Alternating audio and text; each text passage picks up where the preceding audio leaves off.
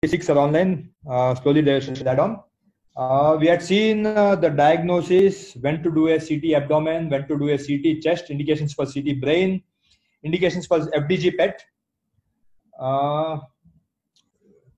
So let us go now how to treat the CA testis. Guys, I think CA penis I will cover in some other session. Don't worry, it's my responsibility. I will do that. I assure you that CA penis will be covered. See, if you want me to run off fast, then I can do that. I can simply finish off within any time that I desire. But my main intention is not just finishing off.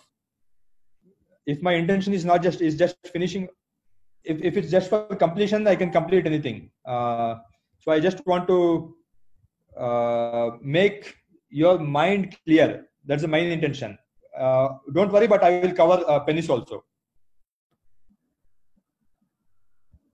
Okay. How many guys online? 182. Right. Okay. Now let us start with management of non-seminomatous germ cell tumor. NSGCT. NSGCT. Okay. As I told you, NSGCT, one third are stage 1, one third are stage 2, and the remaining one third present as stage 3. While seminoma, 85% they are in stage 1, 10% in stage 2, 5% in stage 3. So what are the three things that you need to, I will call it a 4 tenets that you need to consider. 4 tenets that you need to consider when you plan to decide the treatment modality in a patient with a testicular tumor. In a patient with any testicular tumor, to decide what modality, you rely upon 3 tenets. What are the 3 tenets? I will explain you in the due course of time. Okay. For stage 1 NSGCT, the long-term survival with RP-LND or primary chemotherapy, 3 options are available: active surveillance, RP-LND, or primary chemotherapy. C, A, and R. CAR. I'll take you for a ride in the coming half an hour to 45 minutes. CAR is the 3 options available, and among these 3 options, any of the option, all 3 approaches, they have got a wonderful 100% survival. 100% long-term survival is seen for stage 1 NSGCT with any of these 3 approaches. But how to decide which approach should be best suited for which patient? As I told you, 3 tenets.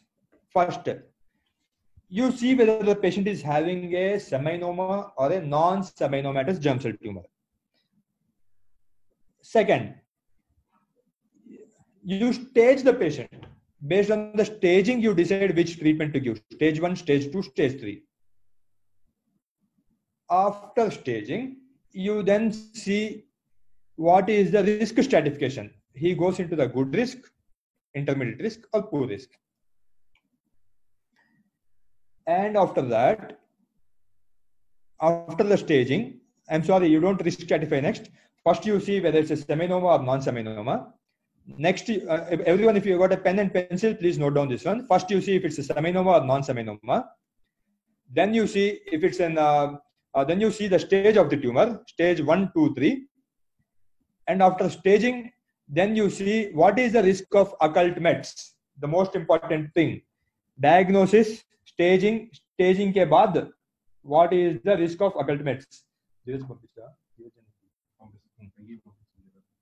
What is the risk of occult mets? Diagnosis, staging, and risk assessment for occult mets. So based on the risk assessment for occult mets,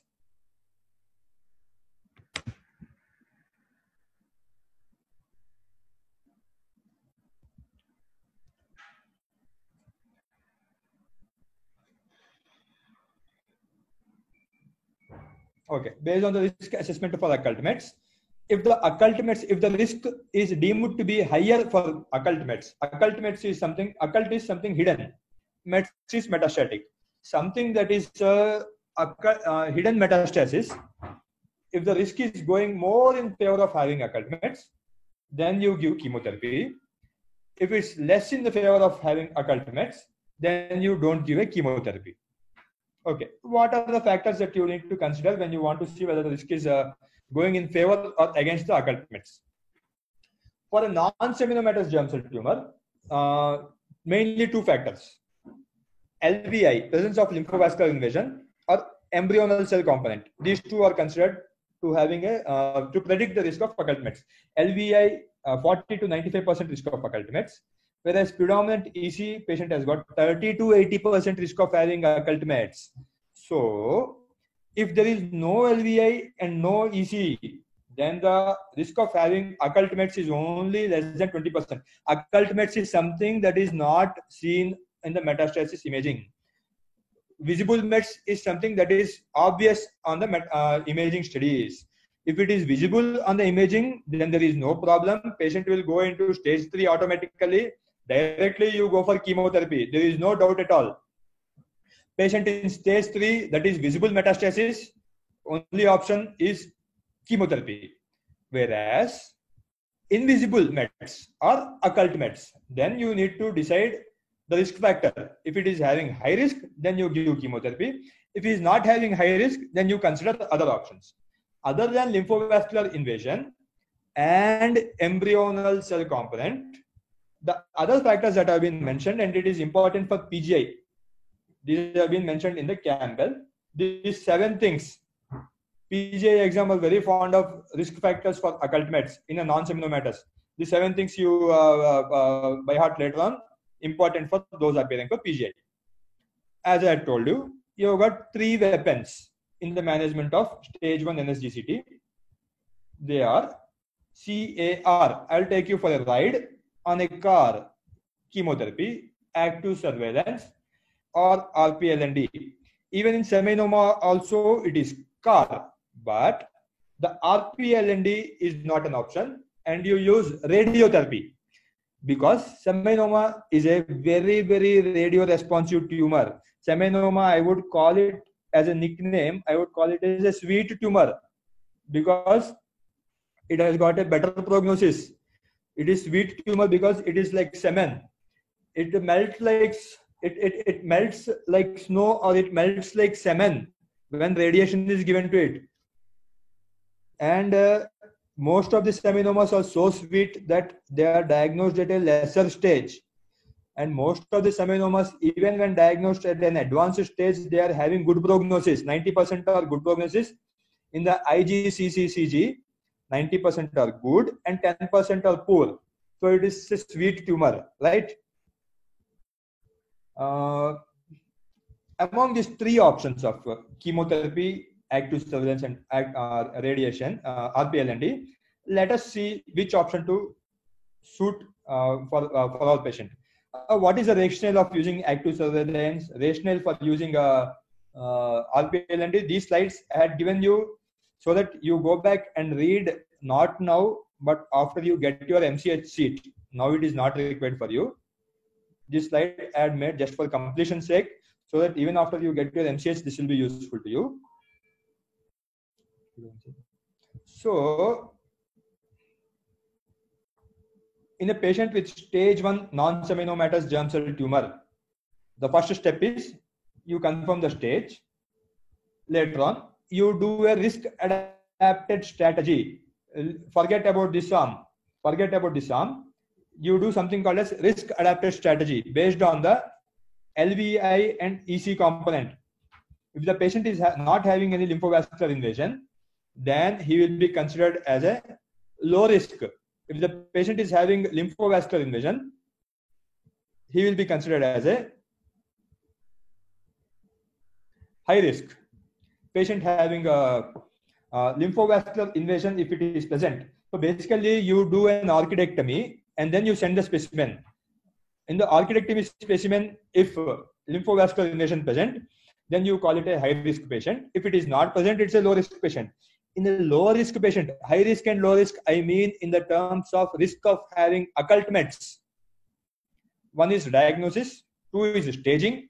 Staging ke baad, low stage, those with not having visible metastasis, look for the risk of having invisible or occult mets. No LVI, it is low risk. High LVI, LVI present, it is high risk. Low risk patients, the best option is active surveillance.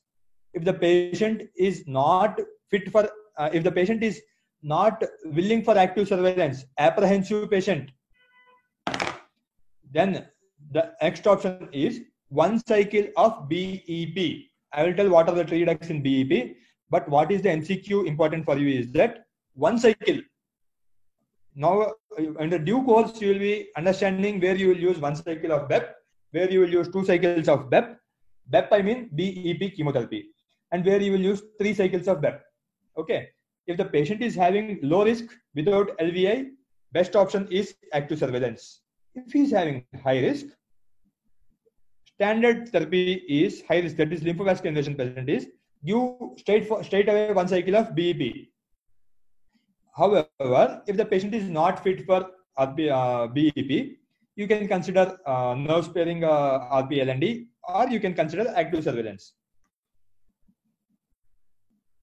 So to summarize, in a patient with CS1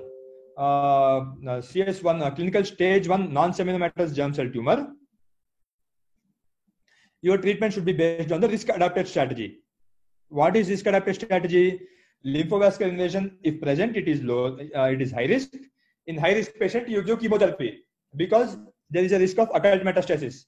In a low risk patient who is not having lymphovascular invasion, the risk of occult metastasis is very low.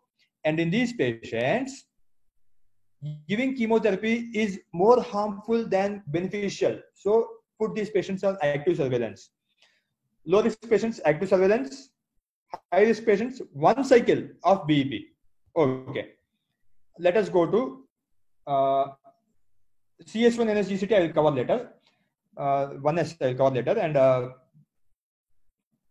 what is CS1 ke baad CS? Let's go to stage 2 and stage 3.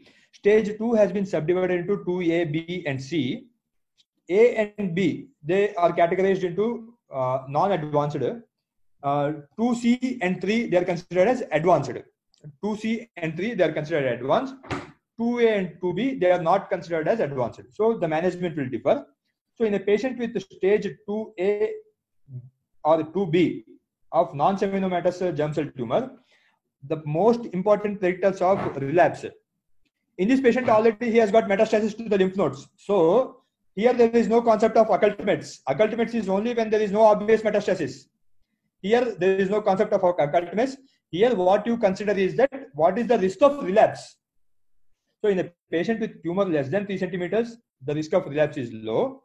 And the patient with more than 3 centimeters, the risk of relapse is high. And if the serum tumor markers are normal, then the risk of relapse is low. In the tumor markers are high, relapse risk is high. So in those who are presumed to have a high risk of relapse, you go for a chemotherapy. And those you presume to have a low risk for relapse, then you can offer them a retroperitoneal lymph node dissection. Okay. Stage 2 or B, I am going to read out this slide. Please focus. In any metastatic disease, be it stage 2 or 3, chemotherapy is the best option.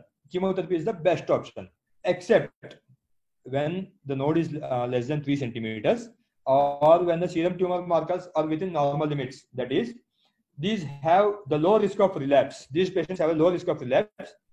In them, you consider RP-LND rather than chemotherapy, because chemotherapy you can reserve it for a rescue if the patient has relapse after RP-LND. All these patients are bound to have relapse. Even if you give chemotherapy or even if you give RP-LND, after a time duration, they are bound to relapse. So someone who is not exposed to chemotherapy initially, he can undergo chemotherapy later on. So you reserve that chemotherapy, the bigger weapon. It is like a nuclear bomb. the RPLND is like a smaller gun. So initially you try to eliminate with a smaller one and reserve the bigger weapon for a later option. So these slides aren't changing. Okay.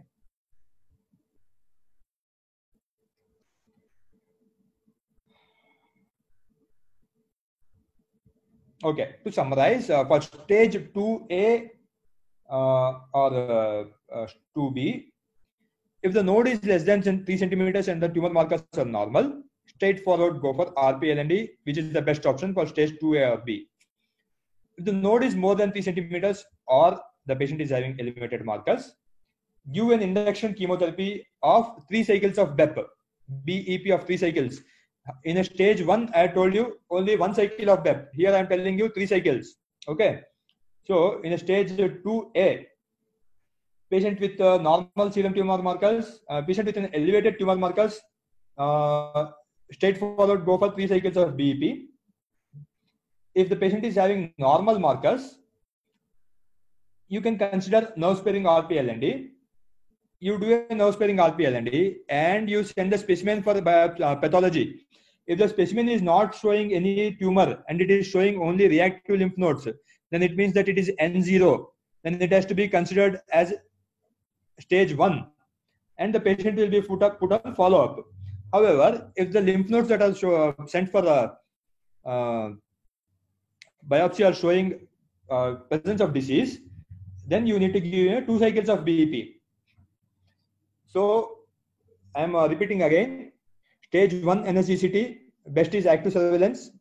Patient unwilling for active surveillance, you for stage 1 NSGCT, you substratify into low risk or high risk. Low risk patient, best is active surveillance. High risk patient, best is chemotherapy with 1 cycle of BEP. In a stage 2, with normal serum tumor markers, you can give a trial of NS nerve sparing RPLND, and you see what is there in the specimen. If the specimen is showing no disease, only reactive lymph nodes, you can put him on active surveillance. If the specimen is showing disease, then you give him 2 cycles of BEP because he has already undergone RPLND, only 2 cycles of BEP. Whereas in a patient who is having elevated serum tumor markers, there is no role of RPLND. Serum tumor markers, if they're elevated, straightforward go for 3 cycles of BEP. So far you have seen 1 BEP, 2 cycles of BEP, and 3 cycles of BEP. Okay. So 2 things you consider while deciding a treatment option: size of the tumor and level of STM. If both are favorable, then you consider it as a low risk for relapse, and you can do RPLND. If RPLND is showing no tumor, you can put him on follow-up. If RPLND is showing tumor, then give him 2 cycles of BEP. If elevated tumor markers are more than 3 centimeters, there is no role of RPLND. Go straight forward for 3 cycles of BEP. We are done with stage 2 and we will go for stage 2C or stage 3, which is also called as advanced NSGCT. In advanced NSGCT, we use IGCCG criteria, which is used to define the specific regimen of chemotherapy, and it is useful to describe the number of cycles. Number of cycles, it will be asked in MCQ. You have to, based on this, you decide what chemotherapy to give and how many cycles to give. Okay. This is again, I had put up this slide. There's something called as Indiana University study. They have done a study comparing cisplatin, vinblastine, and bleomycin and BEP. And they have found that BEP 4th cycle is wonderful, working with least side effects. So the upcoming slides, I'm showing these slides just to show that BEP is the choice of the standard of care. So in a good risk patient, there have been studies done comparing BEP 3 and BEP 4. They have found that 3 cycles and 4 cycles, they both have the same survival outcomes. And 3 cycles, it has got lesser side effects. So BEP 3 is the standard of care for a good risk patient. Good risk patient standard of care is BEP 3. And again, there are some more studies that have been done to see whether carboplatin can substitute cisplatin. And all the RCTs have shown that cisplatin is superior to carboplatin. And as you all know, bleomycin, it has got a complication of Raynaud's phenomena and pulmonary fibrosis. So they have seen if we can omit bleomycin and only give EP. So EP was found to be inferior to BEP. So everything going in favor of BEP only. The three words you need to remember. BEP is a standard of care, and there's a this can come as an MCQ. A French study and European study have been done comparing BEP3 and EP4. So in patients who are having pulmonary issues or lung complications in whom you can't give bleomycin, you can consider a choice of EP4 rather than BEP3. This has been shown in the French trial and European trial. They more or less, both of them, they have a same survival rate, or BEP showing a higher response rate. So it has been concluded that BEP3 and EP4 are reasonably accepted regimens for good risk patients. So the first choice is BEP. If bleomycin cannot be given, next you can consider EP4. So take home message is that in a patient of stage 2C, good risk patient, BEP3 is the standard of care. If this is not possible, EP4 can be given, but for your practical purposes, if there is no contraindication for bleomycin, the standard of care is BEP3. Advanced disease with intermediate and poor risk, standard of care is BEP4 cycles. BEP4 cycles. What are the other options? Other options are VIP. This can become as an MCQ for you. What is VIP? Which of the following doesn't constitute VIP? The second option of if BEP cannot be given, the other option is VIP or VEIP. Why it is called VIP? Because VIP constitutes etoposide, E-phosphomide, and cisplatin. In BEP, etoposide is called as E, whereas in VIP it is referred to as V. So it comes to your surprise, but etoposide, it has also got another nickname, that is VP16. So in BEP they use the word E, whereas in VIP they use the word V, VP16. So VIP includes etoposide. Etoposide is labeled as V, I for ephosphomide, P is for cisplatin. So I and P you can understand. V stands for etoposide because VP16. There is another regimen, VEIP. This can also come to you as an MCQ. Which of the following is not a component of VEIP regimen? They can give you vincristin, ephosphomide, and cisplatin, vinblastin. The answer should be vincristin. VE stands for vinblastin. Okay, VE stands for vinblastin, ephosphomide, and cisplatin. So there have been studies done comparing BEP4 to VIP4. It's been found that BEP4 is the green slide, green thing you can see. BEP4 is a standard of care, and it can be substituted to VIP4 when BEP4 cannot be given. So we are done with the GCT. I had simplified it for you very much.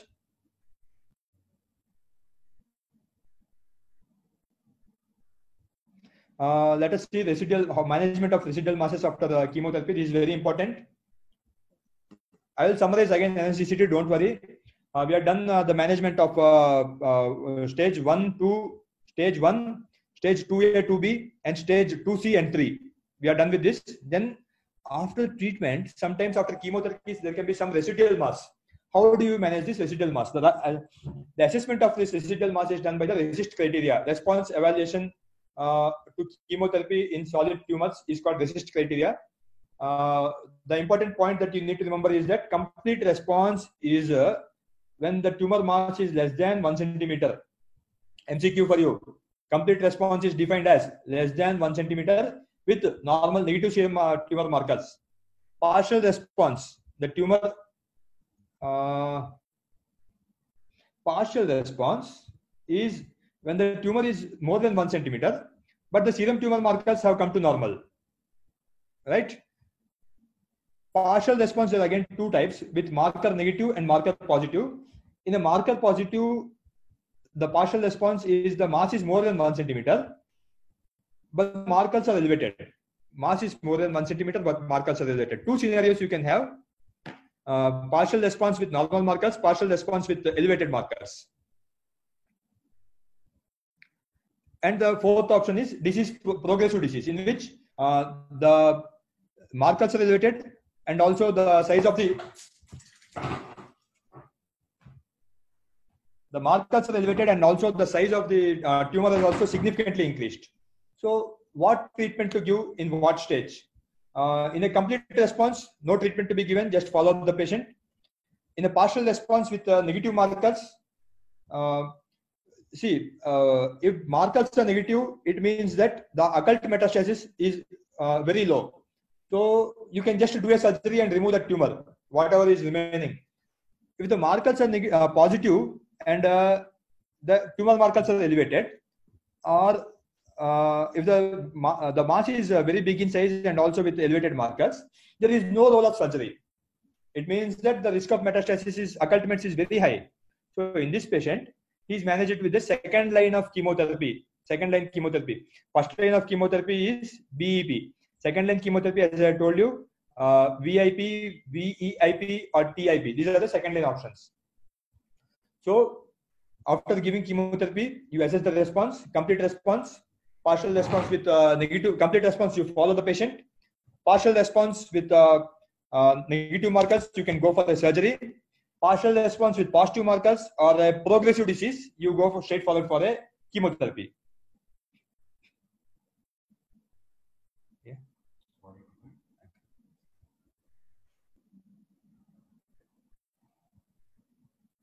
Okay. Okay. This is favorite MCQs. They'll be asked very frequently. After chemotherapy, what is the percentage of three things you have to see after chemotherapy? T, N, and M. T stands for tumor, N stands for necrosis, M stands for metastasis. What is the percentage of tumor in the percentage of tumor? What is the percentage of necrosis, and what is the percentage of metastasis? These scenarios will vary in different masses, different residual masses. After chemotherapy, that is post chemotherapy, if you are doing RP-LND, the specimen will be showing 40% necrosis, 45% teratoma, and 15% viable tumor, that is also called as malignancy, TNN. However, if post-salvage chemotherapy, post-salvage chemotherapy RP-LND specimen, it will be showing 50% viable malignancy, 40% teratoma, and 10% fibrosis. And there are other scenarios. The patient can be having multiple anatomic sites metastasis. That is, in the other than retroperitoneum, he can be having in the chest, or he can be having in the left supraclavicular. In this scenario, this is again MCQ. Post chemotherapy RP-LND done at a non-retroperitoneal site is more likely to have a necrosis and less likely to have a malignancy. This is scenario 1. Post-salvage chemotherapy RP-LND scenario 2. Non-retroperitoneal sites post-chemotherapy specimen is showing scenario 3. Primary mediastinal NSGCT is scenario 4. Okay, Pawan, I want you to mute five guys. 5 people, please unmute yourself. Yeah. Abhilash, you are unmuted. Nakul, you are unmuted. Unmute all good. I'll take the name. Nakul, Abhilash, Ganguly, and one more name. Adil Abdullah. Okay, you unmute yourself, guys. You can speak to me now. Okay. Narendra, are you there? Narendra also unmute. Narendra, unmute yourself. Narendra, Ganguly, Adil, Abhilash, if you are present, unmute yourself and speak to me. Yes, sir. I can hear you. Who's speaking? Sir, this is Lakshman and Lohit. Lohit and Lakshman, if you are there, unmute yourself. We are